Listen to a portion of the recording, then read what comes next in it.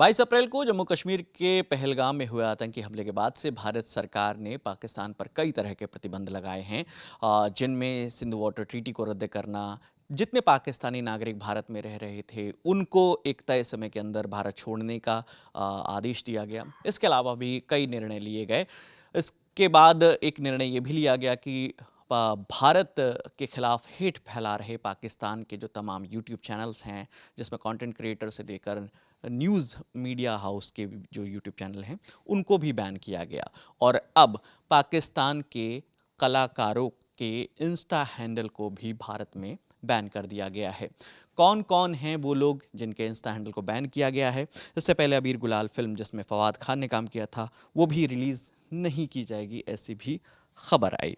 बताइए, एक एक करके बताइए किन किन सेलिब्रिटी, किन किन आर्टिस्ट के अकाउंट बैन किए गए हैं और उनके बारे में भी थोड़ा।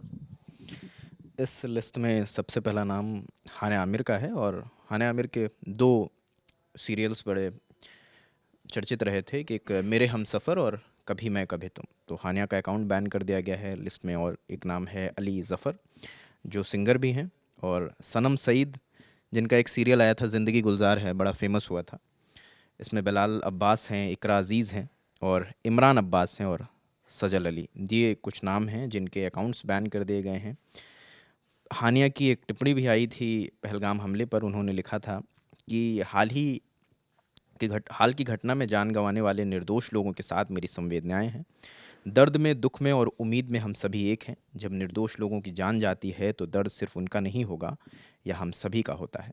चाहे हम कहीं से भी हों, दुख की एक भाषा होती है और सब हम हमेशा मानवता को ही चुनेंगे। तो ये उनकी एक टिप्पणी भी आई थी पहलगाम हमले को लेकर।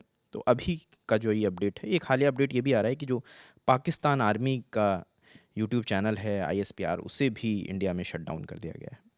इसके पहले जो आपने शुरू में ही बताया कि 16 यूट्यूब चैनल्स को बैन किया गया है, जिसमें स्पोर्ट्स के जो क्रिकेटर रहे हैं, पाकिस्तान के पूर्व क्रिकेटर रहे हैं शोएब अख्तर, ऐसे तमाम लोगों का बैन किया गया। उसमें कुछ मीडिया इंडस्ट्री के भी चैनल्स हैं, जैसे डॉन डॉन न्यूज़ है, था, ARY, जियो है, सना मतलब टीवी बहुत था, सारे। ऐसे करके 16 हैं। तो ये अभी जो विकास जी अपडेट आ रहा है। और इन सब से पहले जो है पाकिस्तान सरकार का जो एक्स हैंडल है उसको बैन किया गया था भारत में।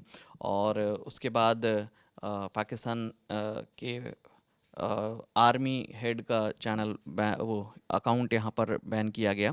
तो एक तरीके से ये digital strike back to back की जा रही है। और पाकिस्तान हालांकि जो उनके सूचना प्रसारण मंत्री हैं, उन्होंने परसों देर रात, यानी कल और परसों के दरमियानी रात, एक बयान दिया और कहा कि 24 से 36 घंटे में भारत की सेना हम पर अटैक कर सकती है, ऐसी उन्होंने संभावना जताई। और सोर्सेज का हवाला दिया कि जो हमारे खुफिया तंत्र हैं उससे जानकारी मिली है। इस बीच लगातार भारत की ओर से डिजिटल स्ट्राइक की जा रही है। एक बयान भी आया जावेद अख्तर साहब का, क्या कह रहे हैं वो? बड़े मार्के की बात की उन्होंने। बिल्कुल, वो एक न्यूज़ एजेंसी से बात कर रहे थे। उन्होंने दो बातें कही। उनसे पहलगाम को लेकर सवाल पूछा गया कि क्या आप पाकिस्तानी एक्टर्स को यहाँ पर फ़िल्में करनी चाहिए, यहाँ पर क्या भारत में उन्हें काम का मौका मिलना चाहिए? तो उन्होंने कहा इसमें कि दो पार्ट हैं। पहला कहते हैं कि जब भी भारत में पाकिस्तान से लोग आए, चाहे नुसरत फ़तेह अली खान हों, गुलाम अली हों, नूरजहाँ हों, या फैज़ अहमद फैज़ जो बड़े शायर रहे हैं, तो उन्होंने कहा कि जब फैज़ यहाँ पर आए थे, वाजपेयी जी की सरकार थी, अटल बिहारी वाजपेयी की, तब उन्हें ऐसा सम्मान मिला था, ऐसा लग रहा था कि कोई स्टेटहुड, मतलब कोई स्टेट हेड आया है, किसी राज्य का बड़ा नेता आया है, तो वैसा सम्मान हमने दिया। मगर ऐसा कभी भी नहीं हुआ कि हमारे देश का कोई कलाकार पाकिस्तान में गया हो और उसके साथ ऐसा बर्ताव हुआ हो, या इतना सम्मान उसे मिला हो, या हमारे देश के किसी कलाकार को वहाँ पर मंच मिला हो, कोई बड़ा मंच में जहाँ पे हम लोग ने जाकर वो काम किया हो। तो एक तो पॉइंट उन्होंने ये कहा, और दूसरा पॉइंट ये कहते हैं कि ये भी उतना ही ज़रूरी है कि अगर हम पाकिस्तान के जो कलाकार हैं उन्हें हम भारत में मौका नहीं देते, तो वो कहते हैं यही तो वहाँ के जो फंडामेंटलिस्ट हैं, वहाँ की आर्मी है, वो यही तो चाहती है। अगर हम ऐसा करते हैं तो भी एक डिवाइड खड़ा होगा हिंदुस्तान और पाकिस्तान के बीच।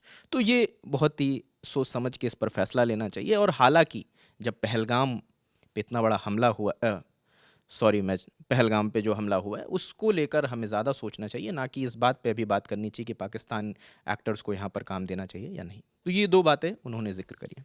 बिल्कुल। और इन सब के बीच में अपडेट ये भी आई कि जो मास्टरमाइंड बताया जा रहा है, उसके घर की एग्जैक्ट लोकेशन भी पता चली है और हाफिज़ सईद वहीं पर रह रहा है। ऐसी भी खबरें आई जिसको डिटेल में बताया गया है ललन टॉप शो में, वो भी लिंक आपको डिस्क्रिप्शन में मिल जाएगा। तो पहलगाम अटैक के बाद से लगातार जो भी अपडेट्स आ रही हैं हम तमाम वीडियोस के जरिए आप तक लेकर आ रहे हैं और आते रहेंगे। इस बातचीत में मेरे साथ रजत थे, कैमरे के पीछे रमन है, मेरा नाम विकास है। देखते रहिए दी ललन टॉप। शुक्रिया।